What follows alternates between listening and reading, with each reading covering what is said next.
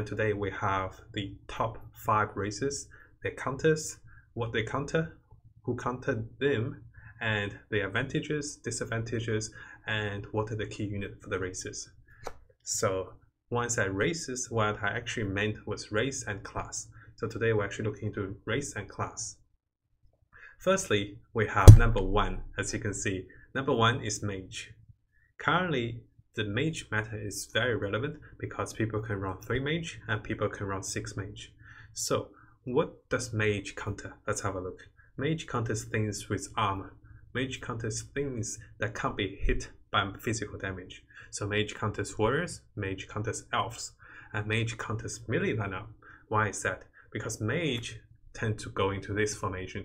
When Mage is in this formation, it's a defensive formation, and people do have to run into Mage. For melee lineup like Goblins, Warriors, and for a lot of other melee lineup like Beast, they have to run in. When they run in, the Mage is already charging up mana, and half of the melee units can't hit the Mage, simply because they're melee.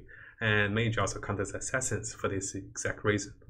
So as you can see on this particular replay, the Mage is going to run in, the enemy is going to run into the Mage, while the Mage is going to charge up by the CM, and a lot of my Mage is going to cast. Here I used my main source of damage, we're actually running because he's on a defensive position, basically because we have 2 Shadow Fiends. 2 Shadow Fiends and some other damage amplifiers like a Disruptor really makes Mage go a long way.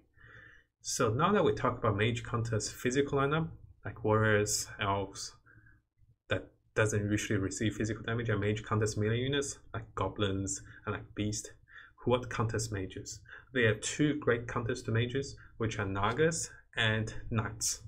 Nagas counters Mages because they give the magic resistance buff to everyone. When you have 2 Nagas, it effectively cancels out the 3 Mage. 3 Mage minus 40 magic resistance, while 3 Nagas give 30 magic resistance. But they actually cancel each other out. Keep in mind, when you have units that's debuffed and buffed, they actually cancel each other out because it works multiplicitly. I'm not sure how exactly they work, but if anyone knows, definitely let me know in the comments below. So by experience, they do cancel each other out. So Naga is the first counter to Mages. And our second counter is Knights. Why does Knight counter Mages? Knight, when you have 4 or 6 Knights, there's a high chance of Knights having super armor. Super armor means each of the Knights will have 75 physical damage reduction and 75 magical damage reduction at least. 6 Knights, I think, is up to 85 reduction. And because they proc so often, every 3 seconds, Knights have a RNG checkup. And with the RNG checkup, the Knights will actually check if you have a super armor. And you can have up to 3 stacks of super armor with 6 Knights. So the Knights really do counter Mages simply because of the super armor. Mages are just one trick pony. You do your 1 hit, and if it doesn't land or doesn't kill the enemy, well, we wait for the next combo, which wait for the next CD. Usually it's pretty long, at least 10 seconds for things like Razor. Things like Puck is not that relevant, but things like Razor, Luna, or Lina, and Keeper of the Light, it's usually 10 plus seconds. So Knights, when the Knights have super armor, you just can't kill the Knights. Over here you can see the Knights with super armor. This is the Knights with super armor, and sometimes they don't have super armor. Notice how they had super armor with my first wave of Shadow Fiend. No one really died. The second wave of Shadow Fiend, all the Knights didn't have the super armor buff and they died. So now that we know what Mages counters and what Mages are countered by, let's look at the strength of a Mage. So what is Mage's strength? Mages are great for mid game into a late game. Mages is one of the strongest lineup in the late game simply because they have units like Crystal Maiden to charge up mana, and simply because they can cast before everybody else. So the Mage's strength really lies in the mid game and late game, and the strength lies in the fast mana regeneration from the Crystal Maiden. If you have a Tide compared to the enemy, your Tide will cast so much faster. It's as if your Tide have so many items because Crystal Maiden is great in your Mage lineup. And what are the Mage weakness? I think most of us knows because Mages, number 1, they're squishy. Number 2, they don't have a tank. Number 3, they don't have the best early game. So how do we adjust to that? I do have some very nice Mage guides for the early game. I'll definitely keep it in the link below for you guys. And to simply summarize it, you want a solid front line. You want 3 warriors, maybe 2 goblins. The best goblins are Clockwork and Timber, and 3 warriors, the best warriors are Beastmaster, Axe. Oh, sorry, Beastmaster is not a warrior. So you want Juggernaut, Axe, and something like that, Kunkka or Doom. So later on, you swap out the Axe for Kunkka. So you get Doom, Juggernaut, and you get the Doom, Juggernaut, Kunkka. Kunkka is great for mages. Not only Kunkka has 10 armor, he usually gets his bolt off when he's paired with Crystal Maiden. Now let's look at the key units for mage. What are the key units for mage, I feel? There's only a few. The key unit number 1 is Crystal Maiden, number 2 is Keeper of the Light, number 3 is Razor, and number 4 is Lich. They're not ordered in terms of importance, but rather those are the 4 that's really highly recommended for mages. It's not necessary to have all 4, so I tend to inter-exchange Keeper of the Light for Lich. Oh no, Lich for Keeper of the Light in a late game. But I always keep my Razor, always keep my Crystal Maiden. So Crystal Maiden and Razor is actually the key mage lineup. And notice I only said 4 mages because the rest of the mages you can adjust. Sometimes you don't need all 6, sometimes it's perfect for all 6. It's very versatile. So mage is a great race and a great lineup. And here is a very nice little tip for you guys. Is that sometimes it's actually better to have not 6 mages, but to have a solid lineup. For example, over here, I have the Disruptor and 2 Shadowfang. Those 3 actually packs more of a punch than 6 mages, simply because not all 6 mages does AoE. And because I have Disruptor and Shadowfang, as you can see here, everything disappeared the moment the 3 of them did magic damage. Because we do amplify damage, we just need to amplify 40%. We don't need to amplify more because the other 3 mages tend to not do enough AoE damage. So it's a trade-off. So now we talk about mages, we're going to go into our second race. This is the second top list for race and for class. Right now we're looking at hunters, and my second top race and class are hunters. Why hunters, you may ask? There's great things hunter can do. With the current update with hunters, this additional hunter that's Marana makes it easier for us to find 3 hunters and 6 hunters in the mid and late game. So let's look at hunters. What does hunters counter? Very similar to mage, hunters tend to line up as the same as mages. They tend to stay in this little formation over here. And when they stay in the defensive formation, they counter melee units because melee units have to run in. And when they run in, they usually get focus fire down, or they group up too many. Some of the melee units just standing there and watching while their fellow melee units die to the fire lines of the hunters. Now, not only does hunter counter melee units, they also counter low armor unit lineup because hunter tend to run minus armor with undead because Jaw Ranger is a very early hunter and you just need 1 undead like Abaddon or Necro. Before you know it, you're doing 17% more physical damage to the enemy. Minus 4 armor is usually 17% more damage. And because of this, hunters really tend to punish lineup like mages and other lineups like things that doesn't have additional armor like warriors. For example, if goblins don't find the 6 goblins, they get punished by hunters so bad because not only goblins are melee, goblins are also don't do enough damage. They don't do enough AoE. They also don't have enough armor because when goblins don't have enough armor, it's because they don't have 6 goblins. And usually when the hunters get their ball formation ready, it's when the goblins are still waiting for their techies most of the time. So hunters really punishes mages and goblins. There's all the other things that can be countered by hunters and can counter hunters. It really depends on who's winning and who's not. For example, warriors, beasts, and elves. Those are situational. The armor from warriors really counter hunters, which I'll touch upon. But if you only have 3 warriors, what's going to happen is you might not have enough armor, or rest of your units might not have armor. If the lineup really focuses it down, then you might get countered by hunters. But most of the time, warriors do counter hunters when they have some of the crucial warriors, which I'll touch upon. And as for Elves, because we have a defensive formation for the Hunters, Elves might jump into us or we might jump into them. So when we're in a ball formation, they tend to jump into us or we jump into them.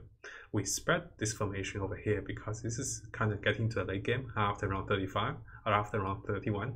And in the late game, you do want to spread because you don't want to get caught up by a massive AoE like a Disruptor, like a Tide, or even Dusa. Dusa is unavoidable, but most other things you can avoid by spreading out. You also want to spread for Enigma as well. So knowing that Hunters counter melee lineup, low armor lineup like Mages, let's look at what counters Hunters. As mentioned before, the two major counters for Hunters are armor and things that avoid physical damage, which are Elves.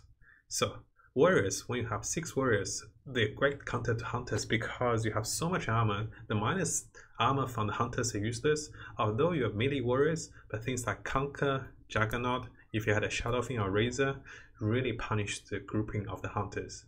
And similarly for Elves, when you have 6 Elves, the evasion for the Elves really punishes the Hunters because if you can't hit them, you're not killing them.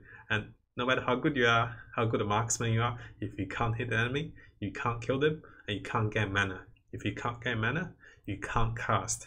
So usually Elves will punish Hunters in the mid game, but in the late game, Hunters will have things like Medusa, Tide. There's just so much power that Hunters really become the powerhouse, similar to Mages. Now, what we're going to look at is the strength of a Hunter. Why are Hunters so good? Why are they so strong? There's 2 reasons for the strength. One is that most of the Hunter units are range units. And when the range unit, what's likely going to happen is, let's go back over here. So what's likely going to happen is most enemies are going to jump in. We're going to focus on 1 or 2 enemies when they come to us. This is the Elf, by the way. This is a very good example. They're coming in, we're going to focus 1 down. All of our range units are going to focus the other 1 down. And then we'll focus the next one. Because we're focusing each one down, we're actually having the most effective fighting positioning against most enemies. And that means the focus fire is great. And because of this, we tend to win the mid game by grouping up in this focus fire lineup. And the second thing is, Hunters are great in terms of the unit composition. Why is that? Hunters, let's see who are Hunters. Dusa is a Hunter, Tide is a Hunter, Beastmaster is a Hunter, and also things like Marana and Windrunner. So what does that mean? You have some of the best disablers, the best late game units like Medusa, like Tide Hunter, although they're hard to come by, but once you just have 1 or 2 to 2-star, very soon your Hunter lineup becomes so much stronger because Dusa and the Tide with the Hunter buff will cast so much earlier compared to the enemy. So this is very similar to the Crystal Maiden, because Crystal Maiden allows Tide and things like Disruptor to cast earlier. Hunters allow Tide and Dusa to cast earlier, not because of mana, but because more damage. The more damage you do, the more mana you have, the more quicker you cast. Those races and synergies are highly rated by me simply because of the ability to cast earlier in the late game. But you might ask, what are the weaknesses of a Hunter? Well, there are a few as well. So very similar to the Mages, the Hunters are not very strong in the early game simply because most Hunters are 3 cost and plus. And secondly, most Hunters like Tide and Dusa are even more expensive. You have to be really high level, even at level 8, to be lucky to find a Tide. So that means Hunters becomes mature very late. What that also means is you tend to get punished in the mid game, tend to get punished in the early game, punished so much that you become so desperate on health. Hunters usually have a low amount of health. Now, if you really want to see a good Hunter early game, I really recommend you check out my Hunter early game tutorial. So I'll attach a link in the description below as well. Now, saying that we know some of the weakness to Hunters, what are some of the key Hunters that we can have? My key Hunters are only a few. There will be Tide Hunter, Medusa, and Windrunner. Let me explain why. The Windrunner is one of the key Hunters that actually does real amount of damage in terms of AoE damage, because Hunters don't need physical damage because everyone else does physical damage. Windrunner really supplement on the physical damage. Windrunner supplements on the magical damage part. And secondly, the Dusa and the Tide will be your key late game units. And because having them will enable Hunter to really be the powerhouse for the late game, those 3 are my key units for Hunters. You can interchange between Sniper, between Draw Ranger if you don't want to run Undead. You can interchange between the Windrunner, but it's hard to interchange Windrunner because you can also run a Marauder to make 1-mana Elf with an Anti-Mage or maybe a 3-star Treant. So there's so many options having Windrunner, Dusa, and Tide Hunter. Now, here's going to be a little bonus tip for Hunters. For Hunters, I feel, if you have planned to go Hunters early game, you have planned to go Hunters in the late game, you definitely want to keep all your attack damage items and all your mana regenerating items from Medusa. You don't need to give it to Tide, because usually Tide receives damage and Tide can instant cast. You want to keep all your attack damage and mana regeneration from Dusa, because she will actually do magic when you give her those items. If you haven't tried it, definitely try it out. We're going to go to the third replay, which I'll introduce the third race and the third class we'll be looking at. This is number 3 on the top of my race and class tier list.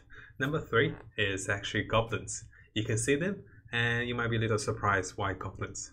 Goblins just recently got a buff, so all the Goblins and all the other units will receive the nanobot buff when you have 6 Goblins, and that's so strong in the mid to late game when you get lucky with Techies, or if you just find your Techies in the late game as a combat potential. So let's dive into Goblins. What do Goblins counter? Well, Goblins are unique, you see. Goblins counters everything that's early game because Goblins are the strongest early game. Goblins also counters a lot of things in the late game. They counter physical attackers like warriors, they counter beasts, they counter elves. In the late games, notice that? So Goblins are really good here, and terrible in between. So this allows us to jump right into what counters Goblins. Goblins are countered heavily by the mid-game powerhouses, which, if you guys don't know which are the mid-game powerhouses, definitely check out my guide for the mid-game. What are the strongest races and combinations for the mid-game? And let me give you guys some refresher. So the strongest things that comes in the mid-games are Elves, Orc Warriors, Mages, Beasts, Dragons, Knights. So I can keep going. So a lot of builds do come alive in the mid-game. And Trolls is also a great synergy combination for the mid-game. So you can see that Goblins really have a shortfall for the mid-game. So what does this mean? It means we get countered by almost every build in the mid-game as a Goblin player. And the key is to transition ourselves from Goblins into something for the mid-game. And usually I tend to transition with a nice demon like Terrorblade, Shadowfiend, or even Queen of Pain. And usually I go for Razors, Beastmaster, and Disruptor. So lots of transitions, and I'll attach a link for the transition tips for you guys as well, if you guys want to look into it. So now we know that Goblins counters all the early game races, and Goblins counter a lot of the late game physical attack dealers. And we also know there's a lot of things that counters Goblins. Let's look into the Goblins in terms of their advantage and the disadvantage. The Goblin has some of the best advantage in the early game and some of the worst things in the mid game. So the advantage is number 1, Goblins are the strongest race and class in the very early game from round 5 to round 10. You can say that, hey, maybe I got warriors, I got orcs, but we all been there. We see nanobots, and sometimes nanobots can do magic just with a random roll of a clockwork or a bounty hunter. All of a sudden that unit just solos us. So what does that translate into? It translates into Goblins allows us to grow a very nice economy in the early game. And it's so critical for a Goblin player planning for the late game, or for a Goblin player planning to transition out of Goblins in the mid game. What this enables us to do is enable us to save to 50 gold quicker than most players because we're winning instead of losing. We're actually getting a winning streak instead of a losing streak each time we play in the early game. Of course, we can use those gold wisely in terms of leveling up, saving, rolling. It's up to us. And currently, one of the most popular meta is that we actually roll for 3-star Goblins, and sometimes it works wonderfully for us. Now, after saying Goblins' early game advantage, the Goblin also have some strong comeback potential. One of the strongest comeback potential of Goblins is finding your 6 Goblins. All of a sudden you realize you become super tanky with your out-of-date 2-star Goblins like Tinker, like Clockwork, like Bounty Hunter. All of a sudden they become super tanky. So Goblins have one of the best comeback potentials for the late on the mid game when you find your 6 goblins. And now you might be wondering, hey, goblin sounds too good to be true, right? It's true. So I'm going to touch on the disadvantage for the goblins now.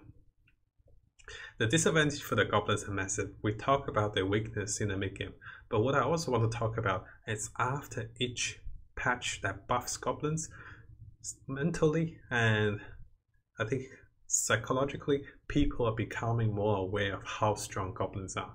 And that's terrible, because when they are more aware of how strong goblins are, they're going to be actively denying your crucial piece, because they know that's your win condition and that's their lose condition.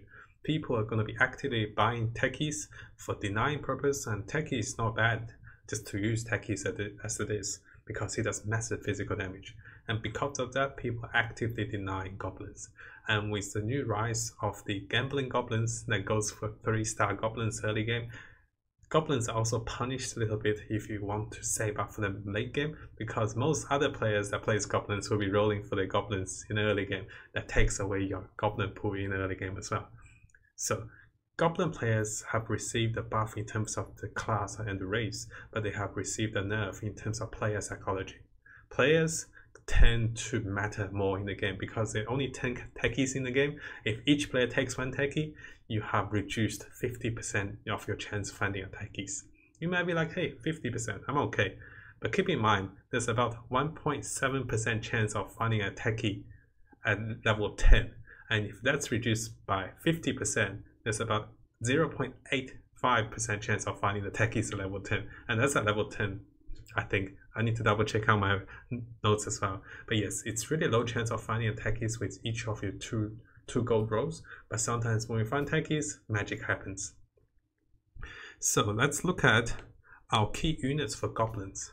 The key units for goblins, there are a few. One is Bounty Hunter, because Bounty Hunter is one of the strongest 1-cost unit. Very low CD, great damage, great attack speed, great attack animation, and can really use some of the good early game item and power you even further with the great goblin early game. The second one is Timber. We all know how strong Timber is. Timber got an armor nerf very long ago, and even now, Timber has a low CD, great AoE damage, great range, and really tanky and really durable. Because he's a merc, he's a goblin. Merc has regeneration, and goblin have a chance of nanobot armor. The last unit of the key unit for goblins is Techies for me.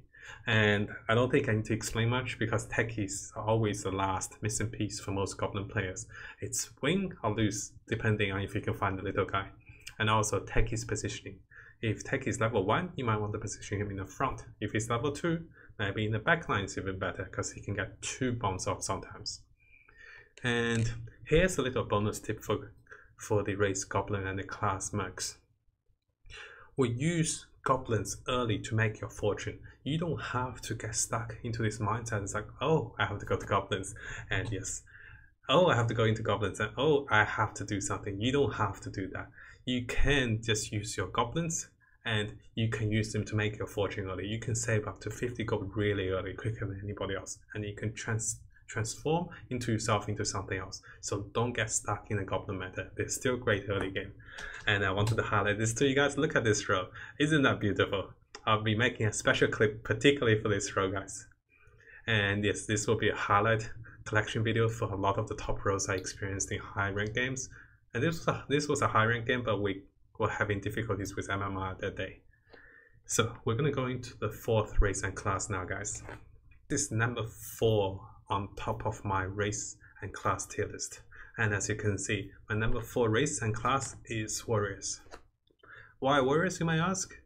Well, Warriors is very versatile. Very similar to Goblins. Warrior have some of the best early game, and unlike Goblins, Warrior can transition into the mid game very strongly. But the question is, why is Warrior below Goblins? Well, the short answer is because Goblins just got a buff. The long answer is because, you know, there's too many things I can't touch on the long answer, but yeah, because Goblins just got a buff, and Goblins are so much stronger in the late game with the 6 Goblins. Let's get right into the Warriors. What does Warrior counter? Warrior counter a lot of things in the early game simply because you can have your Orc Warrior simply being the Juggernaut, the Axe, and the Beastmaster plus the Warrior. All of a sudden you're super tanky with super amount of good health, and you can transition into Beast super easily. You can even transition into Mage easily. You can transition a lot of things with just 3 warriors. And sometimes to counter the enemies who really deal physical damage like hunters, you can transition into 6 warriors, and that's perfect. And warriors also counters a lot of races like knights before they get all the 2-star knights into place, like trolls, because trolls deal physical damage and warriors have great amount of armor. Warriors also have one of the best anti-initiators being the Doom. Doom attacks really hard, although a little slow, but Doom usually gets his Doom on the most crucial target. The key is to have Doom in the front, and because he's a warrior, he enjoys lots of armor. So he can survive and cast at least 1 Doom, sometimes 2 Dooms. I've seen a Doom cast 3 Dooms sometimes. It's incredible. So Doom is a very crucial in the warrior lineup. And not only does warriors have this potential, being an early game warrior, we can see things like finding a 3-star task, we can see things like almost finding a 3-star juggernaut, simply because we can really capitalize on early game advantage. We can be rolling early game, we can be rolling late game for a Doom, for a Kunkka, or for a Disruptor. Warriors is great, but they are also shortfalls for a warrior, and here we look on some of those. Number one thing is, most of warriors are melee, and being melee, you really get caught up here. See, notice how 2 of my warriors had to just watch the entire fight, and if my frontliners, those who were fighting, actually died, those that's watching just run into the battle and dies after, simply because there's too many melee units. You can't hit the enemy when they're in a defensive position. And the second thing is, warriors have great armor, but they do not have magic resistance unless you run a Slardar with an early Dusa, or unless you run a Slardar with a little Slug that gives you the 2 Naga. If you don't have the 2 Naga, you really get punished hard by the mages, because not only do mage ball up inside, mage also does a lot of magical damage and warrior can't deal with that. But the highlight is, if you do get some of the 3-star warriors, you actually have enough HP pool. Like 3-star Juggernaut is the best counter to mages. But other than those, usually warriors get countered by mages pretty hard, and we know why. And the other counter for warriors is elves. Why elves? Because again, elves tend to run in this is a mage, by the way, guys.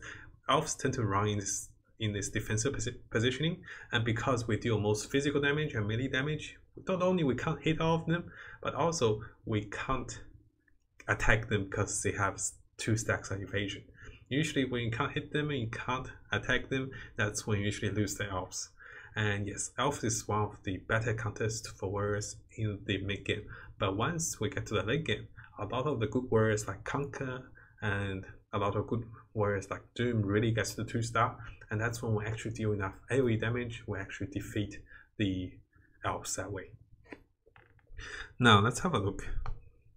What are some of the strength of a warrior lineup? I'm using Ogre as a branch for the warrior because so many warriors runs Ogres. So Ogre is like a little side branch, which I'll touch on with the next guide. So the advantage of warriors is very similar to goblins, is that it has great early game. It allows you to save up for the early game. It allows you to dominate the early game, save lots of health, gets lots of gold from winning, and also allows you for great transitioning into the mid game because you have some of the mid game powerhouses like Kunkka, like Doom, like Disruptor. You can curve into a Long Druid. You can go into a Venomancer. You can even go with magic like an Ogre Mage. Things like Razor, things like Shadowfang, you can go with those because they're so open to transition, and some of the key units are Ogres, and having Ogres and warriors really go a long way for the mid game. And similarly, the late game potential for warriors is still also there. You can even go troll warriors, you can even go 6 or 9 warriors if the other lineup does physical damage only. But on the negative side, there are some really big downsides to warriors as well. Let's have a look at some of those. The downside for warriors is that some of your early warriors like Juggernaut, like your Axe, like your Tusk really fall short. I haven't touched on Tiny yet. So your Tiny, your Axe, your Tusk, your Juggernaut really fall short because after round 20 or after round 26, being a 1 cost or 2 cost being a 1 cost or 2 cost 2-star unit, unless you get them to 3-star, which is quite hard most of the time, they really fall off. Axe don't do much, and you know, all of those units don't do much because they're only 1 cost or 2 cost 2 stars. The highlight over here for the disadvantage for warrior is too many melee units, no enough spot for all the melee units to attack the enemy. Imagine this, I have a Doom standing here, I have my axe running in, blocking the Doom, and Doom can't hit anything, he can't get the spells off. Similarly, the Juggernaut, the Tusk, or even the Tiny will be in front of all my good units. They can't hit, and when they can't hit the enemy, nothing happens. So usually you see warriors just lying directly in the front, so hoping for everything to hit, but sometimes I actually put my warriors back, like my warriors like Axe, my warriors like Juggernaut or Lycan, just so the crucial ones can hit the enemy before they jump in. So that's one of the big advantage for the warriors. Now let's look at some of the key warriors we have for a warrior lineup. One of the key warriors I mentioned earlier is our Doom. Doom is one of the best anti-initiators out there. One of the second best warriors we have, or one of the similar best warriors we have, is Kunkka. Kunkka is one of the top tier 4-cost unit, right next to Lone Druid, simply because his versatility, his ability to do AoE damage, AoE disable stun. And other than that, there are some nice units like the Ox. For example, the 4 Ox, you can have the Beastmaster Disruptor added to the Juggernaut and Axe. And if you happen to have a 3-star Axe, 3-star Juggernaut, it can do magic as well. But the highlights are Doom and Kunkka for warriors as key units. And as a bonus for the warriors, we have a little bonus tip here. The bonus tip is warriors allows for a lot of adjustment very nicely. You can adjust with a Slaughter and a Dusa, you can adjust with a Dusa and a Tide, or you can adjust things into Beast. For example, you already have a Tusk and a Lycan, you just need a Lone Druid, and you just need a Venomancer, all of a sudden you have 4 Beasts. And that's great because it adds to your summoning potential, it adds to your counters to magic damage, because the summons are usually very resilient to magic damage. So the bonus is warriors allow so much branching, which we'll touch on the next guide. Let's go to the last race and class. Hey guys, this is number 5 for the race and class top list for today. And as you can see, number 5 for me is Elves. Why Elves, you might ask? Well, I think before this update, a lot of us will be like, yeah, Elves should be up there. But why Elf exactly? There's a few reasons over here. Elves are great. Elves counter a lot of things. Elves is a powerhouse for the mid game, and Elves evasion, well, seeing that all of a sudden Elves are everywhere. You'd be like, hey, what happened? I just lost the Elves and I lost like 20 health in the mid game. That's incredible. Excuse me. Let's look at this. The Elves, what do Elves counter? What do they punish? Elves are actually one of the strongest race in the mid game, simply because the moment they find 6 Elves, all of a sudden they become the powerhouse. They have about 39% to 40% evasion, and that means almost no physical attackers can take down the Elves. So Elves really start to shine around round 16 to round 26. This is when people are still in the process of finding AoE damage dealers like Disruptor, Razor, Shadow Thing, or things like 4-star units like a Kunkka that's 2-star. Because without those units, nothing really hits the Elves that hard, and the Mages haven't become a good formation yet to punish the Elves. So the Elves really rises in the mid game, and because of that, Elves really counters races and classes that are not strong in the mid game. Let me give you some examples. They are the Goblins, they are the Hunters, and they are the Mages before they become the combination ready. So before the Mages is ready, and before the Hunters are ready, they get countered by Hunters so bad because most Hunters don't die to the initial wave of burst damage, and they get their mana, they do their spells, and most of the Mage and most of the Hunters do die. Once we go after round 26, things go the opposite. Also for Hunters, also for Elves, what do Elves counter? Elves also counter things that wants to do physical damage, because things that wants to do physical damage like Warriors and Goblins, not only do we ball into a defensive formation, we also are immune to most of the physical damage. So melee attackers like Goblins and Warriors really have trouble fighting through the Elves. Let's look at the disadvantage for Elves. What are elves countered by? Similar to before, I mentioned earlier that mages counter elves in the mid to late game. Again, nukers like Razors, nukers like Keeper of the Light, nukers like Queen of Pain, like Shadow Thing, really do punish elves, because the moment you don't do physical damage, you realize how squishy the elves are, because most of the elves have low HP too, 0 to no armor, and they tend to die with 1 or 2 burst damage. So things like Kunkka, things like Tide, things like Lich, and things like Enigma really do punish the elf as well, because in the late game, if the elves decide to regroup into this position, an AoE will take most of the elves, and being so squishy as they are, anything that touches them, they almost melt. Now let's have a look. We talked about the races that counter elves. What we haven't talked about is the potential for beasts and goblins to counter elves. Goblins need 6 goblins to counter elves, because elves does physical damage. How does a beast counter elf? Beast versus elf.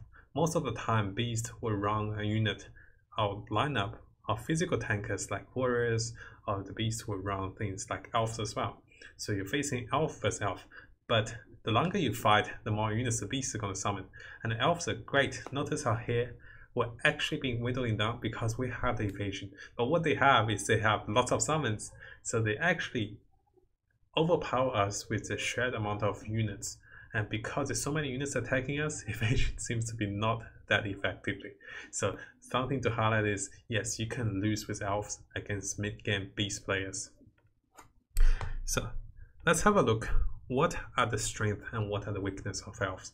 We talk heavily about how great elf is in the mid game, but what we haven't touched on is the comeback potential of elf player. Elf player have so many comeback potential, that's why they actually have the open fort with elves. That was so popularized by most streamers, and most people do try it. I have tried it, and I do recommend you guys to check it out if you haven't tried it before. And if you want a guide, I can attach in the description below. But the open fort basically allows you to exchange health for a losing streak and for great income, so you come and become a powerhouse in the round 16 to 26. It's very risky. I feel like it's great as a backup plan if you don't do well with elves, because they have such a good comeback potential. Because the moment you get 6 elves, out of the 8 players, out of the 7 players you're facing, only 1 or 2 players with the win streak and with the leaderboard, who are the leaders, can defeat you. Everybody else have trouble with the 6 elves. So yeah, a great advantage for elves is the comeback potential. Now, what are the weaknesses of elves? The weakness of elves is that they do fall off in the mid to late game, simply because it's quite difficult to find most of the elves to 3-star. Other than the Treant Protector and the Furin, which are Druids, it's easy to find. So that's a very good advantage for the elves. It's that they're easy to find, easy to get to 3-star. For the Treant Protector and the Furin, which, looking over here, we have some. We just need a Lone Druid and Enchantress. All of a sudden we can make them into a 3-star. But the disadvantage is most other elves are very difficult, because Anti-Mage is 1 cost. Most of the time you miss the timing for Anti-Mage, the best race for Anti-Mage. And other units like Marana, Windrunner, or even Puck are units that you don't typically find into a 3-star unless you're really lucky. And not finding your 3-star elves in the late game means your only 3-stars are Treant Protectors and Furins, which are units that really do fall off after round 26. That means you're actually severely disadvantaged, because in the late game, it's no longer about evasion or physical attacks. It's about who get the spells off fast and who get the Tide Ravage, who get the Dusas off fast. And having 6 elves means you can't run enough good units like Medusa, like Tide, like Disruptor, because you have limited spots. Sometimes you might have a Lone Druid to take up more spots. So that is one of the disadvantages for elves. Now let's have a look. What are the crucial elves? What are the key units for elves, I feel? I feel for the early game, the crucial units for elves are Anti-Mage and Windrunner. Anti-Mage being a key lockdown unit that can really punish the enemy Lone Druid, enemy Kunkka, or any front line for the enemy. If you get Anti-Mage to 3-star with the evasion, he's extremely good. Now, other than Anti-Mage, the key elf unit is actually Windrunner, Templar Assassin, and Lone Druid for me. I know you might be saying, hey, Lone Druid is not an elf, but Lone Druid is so important for the elves that he's pretty much an elf to me. he's like the winning piece for the elf. Why is that? We know the Windrunner and Templar Assassin is just so good unit. One does a lot of AoE in terms of arrow with the Windrunner, and Templar Assassin is one of the best unit to tank and to distract the backline with refraction. As for the Lone Druid, we discussed earlier, having a Lone Druid will usually activate the 4 Druids, and 2 of the Druids being Elves means the Train Protector and the Nature's Prophet can really, the Furion that is, those 2 can really become 3-star really early, even around 15, around 16 when you find Lone Druid. Now, knowing how strong Elf is in the early game, here's a little bonus tip for you guys. The Elf is going to fall off in the late game, but your positioning or how much you can survive in the late game as an Elf really depends on a few crucial factors. It's your positioning and your late game unit choices. You can pick only a few other units other than the 6 Elves, but you can also decide where does your anti-mage stand. Does he stand here? Does he stand there? Or does he stand between 2 particular units? And that sometimes is going to be the critical factor. The fact is, are you going to group up, or are you going to spread out? Are you going to put the anti-mage in the front, or is he going to be in the back? Usually I recommend him in the front because although he might die fast, he's going to delay a crucial unit like a Disruptor, like a Tide, or even Medusa or Kunkka. Maybe by a few seconds, but that's all the seconds we needed to get our Tide Hunter, our Medusa to get things off. So let me do a conclusion for the 5 race and class for today. We had Mages, Hunters, Goblins, Warriors, and Elves. Each of them have their uniqueness. The first 2 on the top have the uniqueness for the late game, while the second 2 have the uniqueness of the early advantage for the early game, while the last one really strives and really goes up and become the powerhouse for the mid game. So I had 5 varieties for us, and please let me know in the comments what do you think of each of the races and which one is your favorite, guys. And this will be it for today's top list. And thank you so much, guys, for watching and for the support. Now, if you want to support me further, definitely check out my Patreon page. And for the upcoming guides, I'm thinking of making a top list for the branching units. For example, humans, trolls, maybe orcs, maybe dragons. So let me know in the comments below, guys, what do you want to see in the upcoming guides as well. Thank you so much, guys, for watching, and I'll see you guys next time.